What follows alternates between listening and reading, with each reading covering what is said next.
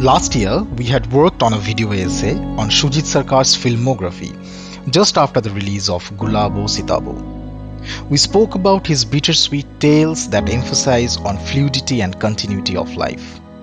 The announcements of Sardar Udham Singh, his next film, was highly intriguing that way. The man who advocates how life goes on in his films was working on a character who waited for 21 years to avenge the massacre in his city. Shoojit Sircar was clearly dipping his toes on uncharted waters, and it was to be found out how well he manages to change gears.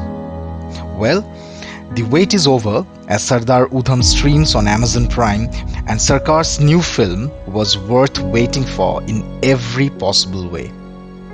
Sardar Udham is a stunning portrayal of a revolutionary who might not have got his due from history. It's a film unique in its approach, editing and narrative structure, unlike almost all other tales on the struggles for our independence that we have witnessed on the silver screen. And then Sircar, in a couple of subtle masterstrokes, also makes this film a necessary one for contemporary India, or for that matter, for any society. We are here to discuss all that and more in this analysis of Sardar Udham, the new film by Shoojit Sircar. Before we move on, here is once again requesting your support through likes, shares and subscriptions to help us grow and continue to bring you more content.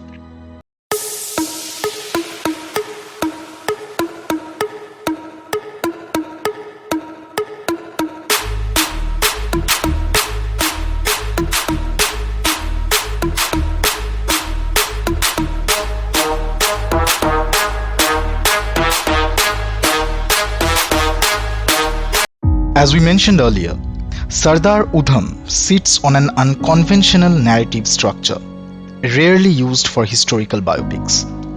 The film starts with a young Udham in a Punjab jail on the verge of a release under observation, and ends in Udham Singh, the revolutionary, in the London prison, on the verge of his death sentence. In between, the film constantly shifts in timelines and geography, from 1920s to 1930s to 1940, from India to Russia to Spain and the UK.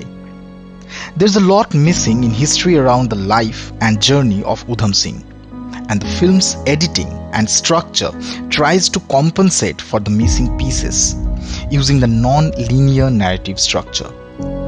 This is not a film that thrives on facts. Well, whatever we know from the history are all there. Details of shooting of Sir Michael O'Dwyer in Caxton Hall, the person who enabled Reginald Dyer to open fire on the gathering of Jallianwala Bagh, Singh's court proceeding, or his calling himself Ram Muhammad Singh Azad in custody to establish the religious unity of Punjab or India. But unlike conventional films, which build its drama around these roaring display of courage, Sircar's film focuses on the whispers that connect these shoutouts. The film invests significantly on the psyche of the man in focus, trying to understand what kept this man determined on his revenge for more than 2 decades. Almost 70% of the film keeps on repeating in loop about Udham's days spent in London and transactions with the London-based Indians who somewhat support him from the back end. Also, his days in Punjab spent with friend Bhagat Singh, and the many opportunities he manages to pull through in executing O'Dwyer much ahead of 1940, all of which he lets go for the broader agenda. Maybe these sections could have been shorter, particularly sections around the British lady. But in doing so, the film gets into the crux of Udham's spirit to help us realize that killing O'Dwyer wasn't a revenge, but an act of protest in the capital of British Empire. As we hear him say that he doesn't have anything personal against the British citizens or officials, and many of his friends are British, His revolution is against British government's policies of imperialism and the years of slavery they have imposed on Indians or others around the world. The Irish rebels or the World War II references thus gel together in Udham's story, as it transcends from being a film on one revolutionary to a film against years of imperialism and colonialism of a country that is yet to offer a formal apology for the massacre of Jallianwala Bagh even after 100 years.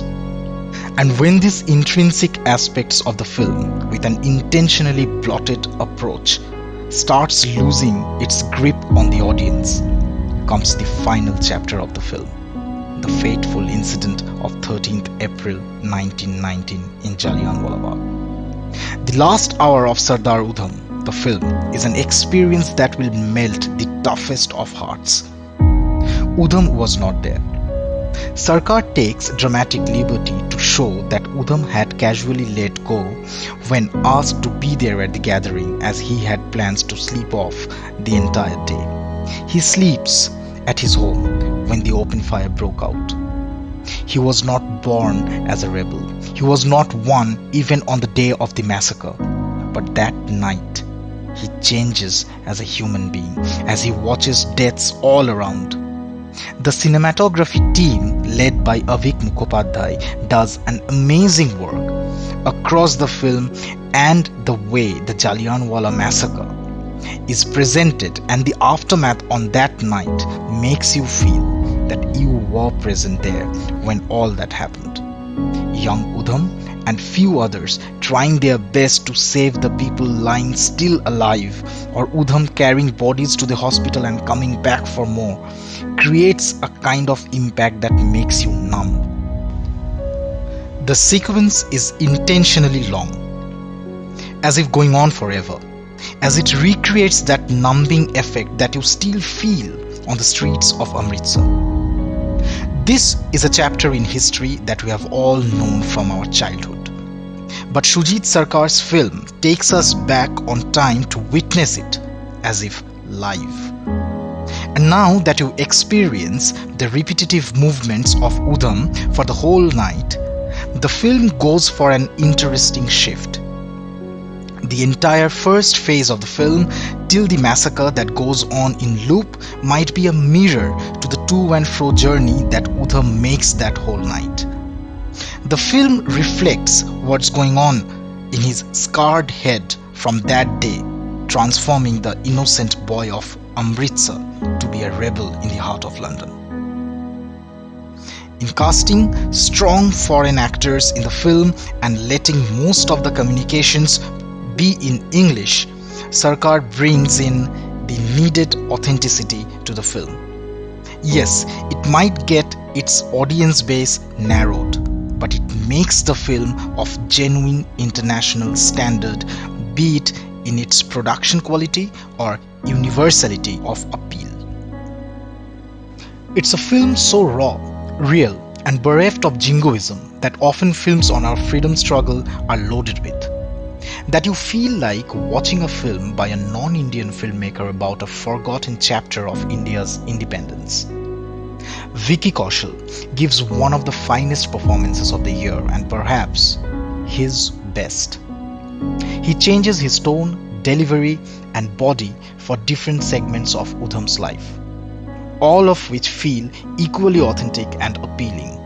Generally, a biopic, that too of a freedom fighter, gives you ample opportunity of high-pitched dialogues, emotional outbursts, and easy sympathy. This was not an easy script, and Vicky derives all this, but not through roars, but whispers of courage and murmurs of emotion. This performance will probably get him more than a few awards, and we hope Vicky Kaushal does justice to his potential and talent in his future projects. It feels inspiring to see the same man who kept on shouting how India is ready to take down its enemies at their own dens, does exactly the same, bereft of the toxicity. It shows how a war is not a playground and what it takes from a man to engage in a killing. Shoojit's film breaks all rules for films on nationalism. While most films seek for an end and focuses on the final revenge, this is a film that continuously searches for the beginning of Udham Singh, the human being, and finally leads us to the day of massacre. A courageous filmmaker talking about a courageous human being in whispers. In Rakesh Omprakash Mehra's Rang De Basanti, we had seen Reginald Dyer shown to be overlapping with the present-day Home Minister of the country. In Sardar Udham, we hear Bhagat Singh mention that unless we have the right ideals in our revolution, the free India it will lead to will also be bereft of principles. So it's not a surprise that the end credit monologues from Reginald Dyer or from Sir Michael O'Dwyer about teaching a lesson to the protesting mass and a punishment to be set as a precedence doesn't sound too unfamiliar. History repeating itself for the ones who do not fall in line, and yet we keep on having Udham Singh's rising from the ashes. That's all from us today. Thanks for watching.